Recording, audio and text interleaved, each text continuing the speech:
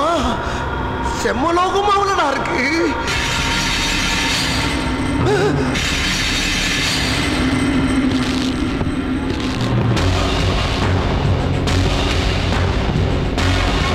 நித்தமும் செத்திடும் நரங்களின் சத்தமே உனக்கு இன்னிசை. ஆந்தையின் அலறலும் கோட்டானின் கூவலும் பேய்களின் இறைச்சலும் நாய்களின் ஊளையும் உனக்கு மெல்லிசை.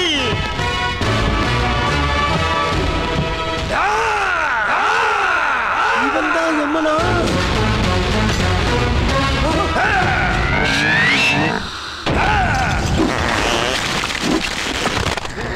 அட பாவி, கல்லா இருக்க எருமையவே கலிய வச்சு விட்டா. என்னங்கடா இது? அந்த இடத்துல ஆளுக்கு ஒரு கடையை போட்டுக்கிட்டு என்ன அட்டகாசம் பண்றானுங்க. முயற்சி போதுமா பிரபு? போதாது போதாது. எருமையின் குரலோனே, எங்களின் இறைவனே, யமதர்ம ராஜனே, யமலோக தலைவனே, வந்தோ வணக்கம் தந்தோ. தோ தோ தோ.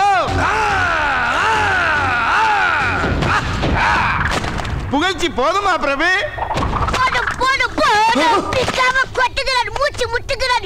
நிம்மதியாக உறங்க முடியவில்லை. என்ன கொடுமை, என்ன கொடுமை. சித்ரகுப்தா, பழைய இருப்பு எவ்வளவு, புதிய வரவு எவ்வளவு? பழைய நரங்களின் இருப்பு 638 கோடியே கோடி கோடி கோடி 12,432 பிரபு. கோடிய கோடியா? புதிய வரவு 13,14,012 பிரபு. நாளுக்கு நாள் நரன்களின் எண்ணிக்கை அதிகரித்துக் கொண்டே வருகிறது. அதனால் என் நரம்புகள் அனைத்தும் பிடைத்து புடைத்து நாட்டியமாடுகின்றது. குருதி கொப்பளித்து கொண்டாட்டம் போடுகிறது. என் மனது மற்றற்ற மகிழ்ச்சியில் மத்தளம் கொட்டுகிறது. இழுத்து வாருங்கள் அந்த நரப்பூச்சிகளை. அழைத்து வாருங்கள், அழைத்து வாருங்கள்.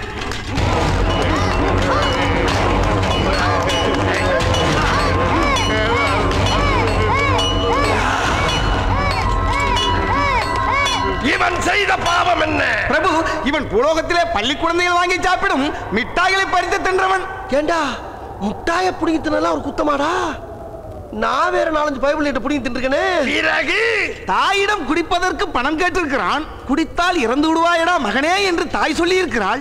கொடுக்கவில்லை என்றால் நீ இறந்து விடு என்று பெத்த தாயின் கருசுமந்த வயிறை கத்தியால் பலமுறை குத்தி கதற கதற கொண்டிருக்கிறான் பிரபு. இதை இல்லடா முதல்ல சொல்லணும். அவ்வளவு கொடியவனா இவன்? இவனை முள்ள பங்கடி முகுட முட்டை, மூணு பங்கடி மூட்டா, சல்ல பங்கடி சகட முட்டை, சால பங்கடி சாட்டா. சல்ல பங்கடி சாட்டாவா? நல்லா தானே பேசிக்கிட்ட. இப்பூச்சிகள் செய்த பாவம். மருத்துவர்கள் என்ற பெயரில் மக்களை ஏமாற்றுபவர்கள் பிரபு. எப்படி? மூலம் என்று செல்பவர்களுக்கு மூளையில் அறுவை சிகிச்சை செய்து கொன்று விடுவது, நகக்கண்ணில் வலி என்று செல்பவர்களுக்கு முகக்கண்ணையே தோண்டி எடுப்பது, வாயு பிடிப்பு என்று செல்பவர்களுக்கு வாயையே கிழிப்பது, அக்கலா இடுப்பு வலி என்று சென்ற ஒருவருக்கு அதிரடியாக அடிவயிற்றில் அறுவை சிகிச்சை செய்து குழந்தையை தேடி இருக்கிறார்கள். குழந்தை கிடைக்கவில்லையா? ஏன் கிடைக்கவில்லை? எப்படி கிடைக்கும்? அறுவை சிகிச்சை செய்யப்பட்டது ஒரு ஆண்மகனுக்கு ஆயிற்று. ஆம்பளவத்துல பிள்ளை தெரியிருக்காங்களா? அடச்சை, பூலவத்துல இவங்களும் கொஞ்சம் ஓவராட்டாயா போறாங்க. அப்பா தொந்தி வச்சிருக்க மகராசிங்களா, ஆஸ்பத்திரி பக்கம் போறப்ப கொஞ்சம் சூதானமா போங்க. மூஞ்சில் துணியை புத்தி ஆம்பளை எது பொம்பளை தெரியாம அடி ஒரு பூரா கழிச்சு உள்ள இருக்க பொருள் எடுத்து குழந்தைய தர்றாங்களா. ஆகையினால அகண்ட வத்தோட ஆஸ்பத்திரி போகாம இருக்க வாக்கிங் போறத கொஞ்சம் கூட்டுங்க. என்ன குறுக்கு வழியில் பட்டம் பெற்ற குதர்க்கவாதிகளா இவர்களை? அங்கரமங்கட ஜிங்கிரமங்கட பிக்கிரப்பட்டாக்கா, கக்கரமங்கட கக்கிரமங்கட குக்குரப்பட்டாக்கா. விடுங்கடா, நான் இங்க இருக்க வேண்டிய ஆளே கிடையாதா, சொர்க்கத்துல இருக்க வேண்டிய ஒண்டா. பிரபு, கொலை கொள்ளை கற்பழிப்பு லஞ்சம் லாவண்யம் மது மாது சூது என அத்தனை அக்கிரமங்களின் மொத்த உருவம் இவன். அப்படி என்றால் வரவேண்டிய இடத்திற்கு தானே வந்திருக்கிறான். தப்பு பண்ணா நரகத்துக்கு தான் போவோம்னு எங்களுக்கு தெரியுமியா. உன்கிட்ட சிக்கினா நீ சக்கையை புளிஞ்சுவனு எனக்கு தெரியாது. அதனாலதான் ஒரு நல்ல ஜோசியர் கூப்பிட்டு சொர்க்கத்துக்கு போற வழி என்னன்னு டிஸ்கஸ் பண்ண. வைகுண்ட ஏகாதசி அன்னைக்கு செத்தா சொர்க்கம் சொன்னா நேர வீட்டுக்கு போன. இருக்கிற சொத்தை எல்லாம் எல்லா பொண்டாட்டிகளுக்கு சரி பாதியா பிரிச்சு உயில் எழுதின. அப்புறம் திருச்சிக்கு வந்து நைட் ஷோ செக்ஸ் படம் பார்த்த திருப்தியோட ஸ்ரீரங்க காவேரியில செவனேன்னு குச்சி தற்கொலை பண்ணிக்கிட்டேயா. அப்புறம் மேல வந்த நேர சொர்க்கத்துக்கு தான் கூட்டு போனானுங்க. கொஞ்ச நேரத்துல இங்கே கூட்டு வந்துட்டானுங்க. என்னை வச்சு விளையாடுறீங்களா? மன்னிக்க முடியாத மாபாவங்களை செய்துவிட்டு திட்டமிட்டு மாண்டவனா நீ?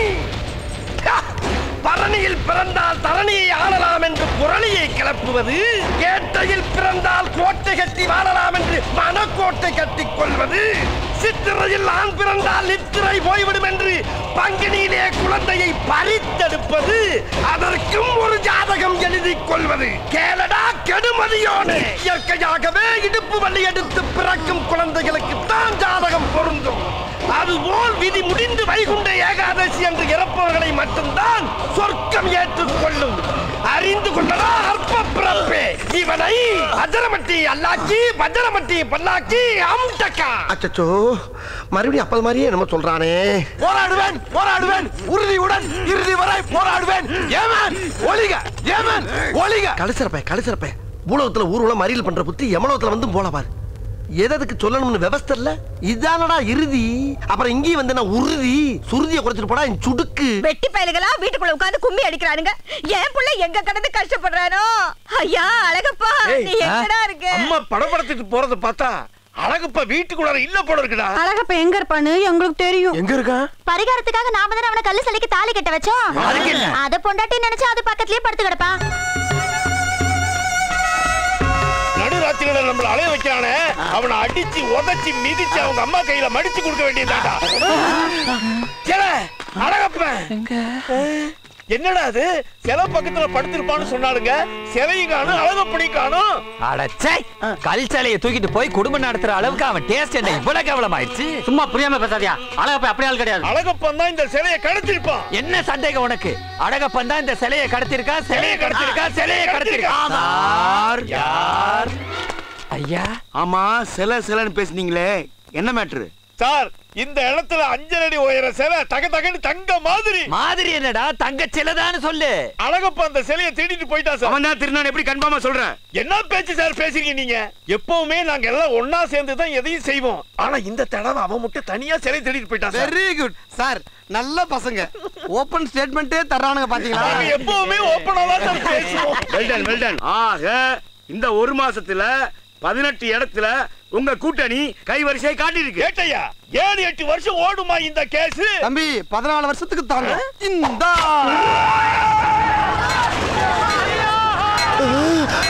படுபாவையிலா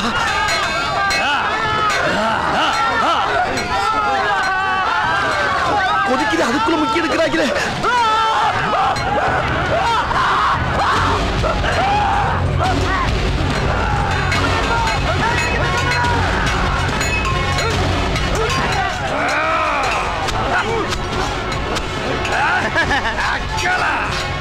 பாக்க என்னமா இருக்கடா.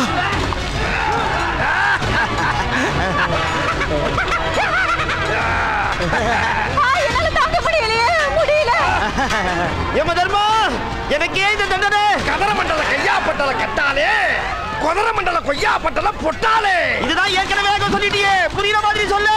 கட்டிய மனைவியர்களுக்கு துரோகம் இழைத்த கணவர்களுக்கு நான் தரும் தண்டனை. ஆஹா, தண்டனைக்குன்னு தனி பாச பேசுறான் ஐயா. இது எனக்கு புரியாம போச்சு. யமதர்மன் சார், என்ன ஏன் சார் இப்படி பண்றீங்க? நீ மாட மாளிகை கூட கோபுரம் கட்டுவதற்காக தொழிலாளிகளை கசக்கி பிழிந்து ஊதியமே கொடுக்காமல் அவர்கள் வியர்வையில் குளித்தாய் அல்லவா? அதற்குத்தான் இத்தண்டனை. வச்சு நடத்துறாங்க. இப்படி பண்றீங்க? கட்டிய கணவர்களுக்கு துரோகம் இழைத்த மனைவியர்களுக்கு நான் தரும் தண்டனை. ஓடுகாலியலா அதாயா கால்ல காப்ப கட்டி விட்டுருக்காங்க. எனக்கு ஏது தண்டனை? சுமங்கலிகளின் நெற்றி திலகத்தை அழித்து அவர்களை அமங்கலியாக்கி பேரின்பம் கொண்டாய் அல்லவா? அதற்குத்தான் உனக்கு ஆணின்றி பெண் இல்லை, பெண் இல்லையே எவ்வுலகும் இல்லை.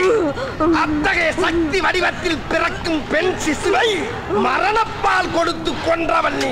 பச்சை பிள்ளை வாயில கள்ளிப்பால ஊத்தி கொள்ற உருப்பாடி இல்லை, பெண் குலத்தில் தப்பி பிறந்த அரக்கினி. அதற்காகத்தான் உனக்கு முத்திரை முடி முத்தாளா, மத்திரி முடி மத்தாளா.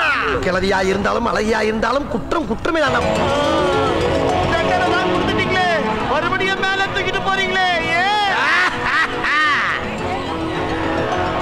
ஏனா பூலோகத்தில் நரன்கள் கருவறையில் உதிக்கும் பொழுது அவர்களுக்கு நரகத்தில் கழுமர விதைகள் விதைக்கப்படும். பாவம் பண்ணணும் புறா ஒவ்வொரு மரமா என்னடா இம்புட்டு மரம் வளர்ந்து கிடக்கு. நரங்கள் பிறந்து வளர்ந்து எவ்வளவு பாவங்களை செய்கிறார்களோ அவ்வளவுக்கு மரங்கள் வளர்ந்து கொண்டே இருக்கும்.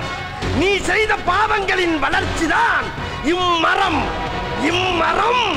உம்மரம் தண்டனை முடிந்தவுடன் இக்கழுமரத்தில் நீ ஏற்றப்படுவாய். முட்டாளட்டா முடுக்கா, மட்டாளட்டா மடுக்கா.